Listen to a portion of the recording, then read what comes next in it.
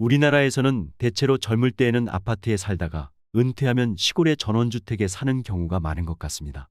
우리에게는 공동주택의 형태가 보편적이지 않던 시절에 형성된 집의 개념이 있습니다. 60대 이상 시니어들에게 집을 한번 그려보라고 하면 어떨까요? 지붕과 창문이 있는 전원주택을 그리는 경우가 대부분일 것입니다. 요즘 젊은 세대는 다를 수 있지만 적어도 60대 이상 시니어분들은 집을 그리라고 했을 때 아파트를 그리는 경우는 많지 않을 것입니다. 시니어들이 생각하는 집의 개념이 단독주택이라는 것입니다. 그러다 보니 젊을 때는 아이들 때문에 편리함 때문에 공동주택에 살지만 나이가 들면 자연스럽게 내가 생각하는 집과 자연으로 가고 싶은 마음이 듭니다. 물론 도시에서의 생활은 말할 수 없이 편리합니다. 대중교통, 병원, 마트 등 조금만 둘러봐도 없는 것이 없죠. 반면에 우리가 공동주택에 살면서 느끼는 불편한 점 또한 있습니다. 오늘은 노후의 전원생활을 계획하고 있는 분들을 위해 전문가들이 말하는 전원생활, 전원주택의 장단점을 자세히 소개해드리겠습니다. 먼저 전원주택의 장점입니다. 첫 번째, 누구에게도 방해받지 않는 개인 공간. 개인 공간은 내외부를 따지지 않고 말할 수 있는 주택의 최고 장점이라고 할 수 있습니다.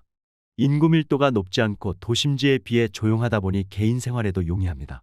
한 번쯤 전원생활을 해보신 시니어라면 이런 부분을 더 잘 공감하실 것 같고, 아파트나 빌라에서 쭉 생활해 오신 분들도 이런 개인 공간 때문에 전원주택이나 단독주택에서 살아보고 싶은 분들이 많습니다. 한 세대가 독립적인 공간에 살다 보니 이웃 간의 층간소음 괴로움도 줄어들고 마당에 자급자족을 할 수 있는 텃밭도 직접 키워볼 수 있습니다. 개인적인 공간은 공동주택에도 있을 수 있지만 소음, 진동 등의 취약한 활동은 대부분 제한되며 야외 공간도 없기 때문에 주택과는 큰 차이가 있을 수 있습니다. 두 번째, 자연이 늘 내 곁에 있다. 사람마다 차이가 있을 수 있지만 나이가 들면 사람들은 복잡한 도시의 콘크리트 건물보다는 자연을 찾게 됩니다.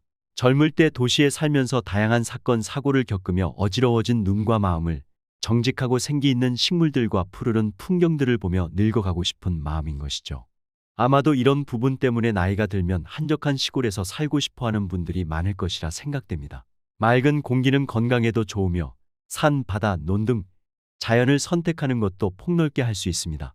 요즘은 자연을 찾는 나이도 점점 어려지고 있으며 젊은 분들 중에도 자연 가까이서 지내고 싶어하는 사람들이 있다 보니 저렴한 구옥을 리모델링하여 카페나 개인 공간으로 개조하는 등의 방법으로 시골 전원주택을 찾는 분들도 있습니다. 자연을 가까이서 보다 보니 사계절을 온전히 느끼고 계절마다 변하는 마당과 사시사철 바뀌는 나무들, 예쁜 꽃까지 매일 구경할 수 있습니다. 이렇게 전원생활이 주는 행복감이라고 하면 자연이 늘 내 곁에 있다는 것을 들 수 있습니다. 세 번째, 반려동물과 생활하기 좋다. 요즘은 반려동물 안 키우시는 분들을 찾기가 힘들 정도입니다. 집 근처 아파트나 공원에 가보면 반려동물을 산책시키는 분들이 많이 보이는데요. 성인이 된 자녀들은 모두 독립해 떠나고 헛헛한 마음에 반려동물을 키우는 시니어분들이 많습니다. 그런데 아무래도 공동주택보다는 산책이나 야외 활동이 자유로운 전원주택이 훨씬 더 반려동물과 생활하기에 좋다고 할 수 있습니다. 마당에서 마음껏 뛰어놀 수도 있고 동물들의 표정부터가 전원주택일 때와 아파트일 때 달라지는 것 같습니다. 네 번째, 설계 인테리어가 비교적 자유롭다. 건축가들이 뽑는 전원주택의 장점은 설계나 인테리어가 비교적 자유롭다는 것입니다. 공동주택에서는 한 동의 모든 도면이 거의 같다고 볼 수 있습니다. 옆집, 뒷집과 거의 비슷한 구조에서 살게 된다고 볼 수 있는데요. 전원주택의 경우 각 세대마다의 도면을 다르게 인테리어하거나 부분 변경이 가능한 장점이 있습니다. 물론 신축에만 해당할 수 있는 말이지만 분양이 아닌 매매를 하여도 인테리어나 부분 변경은 충분히 할 수 있기에 공동주택보다는 좀 더 자유롭다고 할 수 있습니다.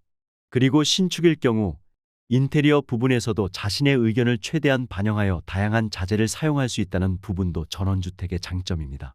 다섯 번째는 조망권과 집의 방향입니다. 공동주택보다는 전원주택이 남향이 많습니다. 전원주택은 위아래로 난방을 하고 옆에서 막아주는 구조가 없는 단독주택이다 보니 단열을 해도 추운 경우가 많은데요. 그러다 보니 모두 그런 것은 아니지만 대부분의 전원주택은 남향인 경우가 많습니다. 조망에서도 단독주택이 더 조건이 좋다고 할 수 있는데요. 요즘에는 동향, 남향이라고 무조건 좋아하시지는 않지만 그래도 아파트보다는 집의 방향이나 조망 선택하는 것이 더 자유로워서 장점이라고 할 수 있습니다. 여섯 번째는 가격입니다. 지금 전국에 전원주택 급매물들이 쏟아지고 있습니다. 물론 부동산 시장 자체가 현재 좋지 않은 상황이 지속되는 것도 있지만 나는 죽어도 전원생활 한번 해보겠다 하시는 분들은 지금이 기회가 될 수도 있습니다. 그리고 일반 아파트 가격이면 현재는 아주 좋은 전원주택을 매매하실 수 있는데요. 가격면에서 거품이 있던 아파트보다 더 좋은 환경과 조건으로 매매할 수 있는 동일 가격 대비 주택들이 전국에 많습니다. 그러나 이것은 장점이자 단점이 될 수도 있는 부분인데요. 저렴한 가격에 크게 고민하지 않고 덜컥 구입한 전원주택이 나중에는 발목을 잡을 수도 있습니다. 지방도시의 경우 저출산으로 인한 인구 감소 외에도 청년들의 수도권 전출로 인해서 지방도시 소멸 돌입이 가속화되고 있다는 뉴스기사 한 번쯤 보신 적 있으실 겁니다. 그러니 나는 죽어도 집을 매매할 생각이 없고 전원생활은 꼭 한번 해보고 싶다면 원하는 도시의 전원주택을 구매하는 것도 좋겠지만 몇 년만 전원생활을 하고 집을 매매할 생각이라면 신중하게 고민하시는 것이 좋습니다. 그 외에 전원주택은 탁한 미세먼지와 매연, 주차 문제 등에서 비교적 자유롭다고 할 수 있으며 전원주택하면 늘 문제가 되었던 단열에 대해서도 심야전기, 온수보일러, 벽난로 등 취약한 점을 고치기에도 다양한 건축시공법이 나오고 있어서 이런 문제도 앞으로 점점 좋아질 것으로 보입니다. 다음은 전원주택의 단점에 대해 알아보겠습니다. 먼저 첫 번째는 관리가 어렵다는 것입니다. 말 그대로인데요. 전원주택은 사는 사람과 관리인이 나 하나이기 때문에 1에서 10까지 혼자 해결해야 할 일들이 많습니다.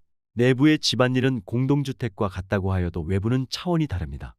특히 꽃가루, 잔디, 조경수, 낙엽, 눈슬기 등 계절을 온전히 느낄 수 있다는 장점도 있지만 계절마다 해야 할 일들이 산적해 있습니다.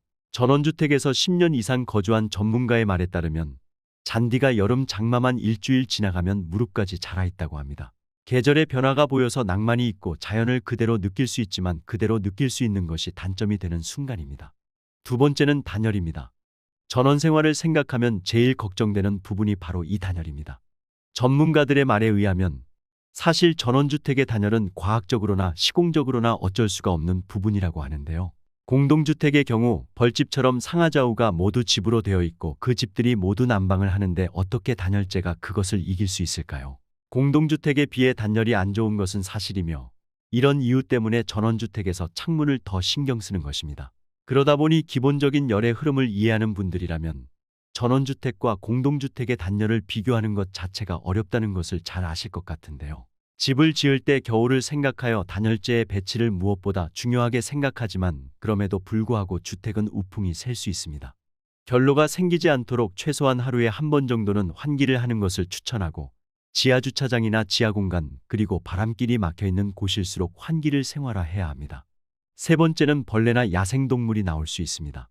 기본적으로 벌레나 동물을 무서워하는 분들이라면 이것이 가장 큰 단점이라고 할 수 있는데요. 공동주택보다는 벌레가 훨씬 많을 수 있고 좀 더 산 쪽에 있는 전원주택의 경우에는 흔하지는 않지만 야생동물도 가끔 출몰하는 경우도 있습니다. 네 번째는 인프라의 부족입니다. 주변 경관만을 고집하다 너무 외진 곳에 전원주택을 마련하면 치안 문제부터 출퇴근할 때의 불편함 등 여러 문제가 발생할 수 있습니다. 특히 전원생활은 하고 싶은데 아직 어린아이들이나 학생이 있는 집에서 제일 크게 고민하는 것이 이 대중교통입니다. 아무래도 외곽에 위치해 있는 전원주택이 많기에 지하철이 없는 것은 물론이고 버스 정류장이 아주 멀리 있어 등하교가 힘들 수 있습니다. 뿐만 아니라 병원이나 편의시설 같은 인프라가 없다 보니 생필품부터 사소한 생활도구들을 사려면 기본 10분, 많게는 30분 이상 걸리기도 합니다. 현실이 이러하다 보니 전원생활에서 자차 운전은 선택이 아니라 필수입니다. 다섯 번째는 토지, 도로, 굴착, 사용승낙서 등 법적 문제입니다. 전원생활은 다른 것에 비해서 이상과 현실의 차이가 굉장히 클 수 있습니다. 보통의 시골 생활이라 하면 이런 법적 문제는 등한시하는 경우가 많습니다. 그러나 위의 문제들은 반드시 서류를 확인해 봐야 하는데요. 내가 살 집이니 인허가나 사용승낙서, 굴착동의서 등의 문제는 허가가 어떠한 조건인지, 배관이 현재 어떻게 되어 있는지, 토지를 매수할 때 조건이 무엇인지 모두 알아봐야 합니다. 이런 부분들을 중개사가 세세하게 모두 알기는 힘든 것이 현실입니다. 따라서 이런 법적 부분들은 관할지자체에 문의하시고 중개사에게 꼼꼼하게 물어보시는 것을 추천해 드립니다. 뿐만 아니라 진입로 확보, 상수도 연결 여부, 분리수거 등 공동주택보다 신경 써야 할 것들이 생각보다 많습니다. 특히 공동주택 생활할 때는 크게 생각하지 않았던 생활하다 보면 어쩔 수 없이 생기는 사소한 음식물 쓰레기 처리도 어려움이 있을 때가 있습니다. 지금까지 전문가가 바라본 전원주택의 대표적인 단점이었습니다. 주택은 지극히 개인적이고 개별성이 많이 들어간 거주 공간이다 보니 개개인마다 조금씩 차이가 있을 수 있다는 점은 참고 부탁드립니다. 전원주택은 시간이 지날수록 집값이 떨어지는 폭도 크고 다양한 부동산 매물 중 감가도 매우 심한 편에 속합니다. 은퇴 후 전원생활의 여유로움 하나만 생각하고 시골로 오지만 나이 들수록 생활비도 빠듯하고 아파서 걷기도 힘든데 시골에서 할 수 있는 일이 없어 매번 도시로 출퇴근까지 해야 된다면 어떻게 전원생활의 여유로움을 누리고 살 수 있을까요? 그럼에도 불구하고 경제적으로 여유가 있다면 전원생활이 주는 행복감도 큽니다. 이것은 어느 것이 좋다 어느 것이 맞다 말하기 이전에 개개인의 선택이라고 할 수 있겠죠. 오늘 영상이 은퇴 후 전원생활을 결정할 때 조금이라도 도움이 되었으면 좋겠습니다. 오늘 내용 도움이 되셨다면 구독, 좋아요, 알림 설정 부탁드리고요. 저희 시니어 정보쇼는 대한민국 시니어분들의 건강하고 평안한 삶을 응원합니다. 오늘도 끝까지 시청해 주셔서 감사합니다.